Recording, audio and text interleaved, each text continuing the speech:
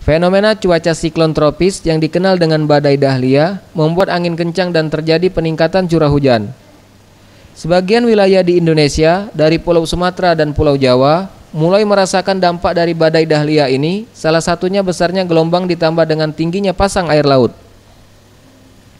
Menurut Nuga Putrantijo, Kepala Stasiun Klimatologi Kelas 1 Palembang mengungkapkan, dari pantauan citra satelit untuk wilayah Sumsel dirasa masih cukup aman dan tidak terkena dampak badai dahlia, hanya Sumatera bagian barat, Bengkulu dan Medan yang dilalui oleh badai dahlia ini. Namun fenomena cuaca ekstrim di wilayah Sumatera Selatan masih bisa terjadi karena peredaran angin dan curah hujan di musim penghujan di bulan ini cukup tinggi.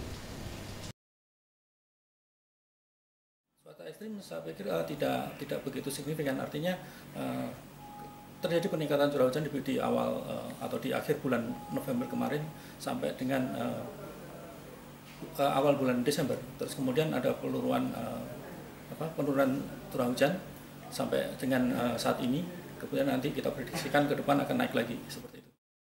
BMKG menghimbau kepada masyarakat di sekitar wilayah dataran rendah dan pesisir laut serta sungai untuk mewaspadai air pasang karena adanya tekanan angin yang cukup tinggi dapat menyebabkan gelombang tinggi.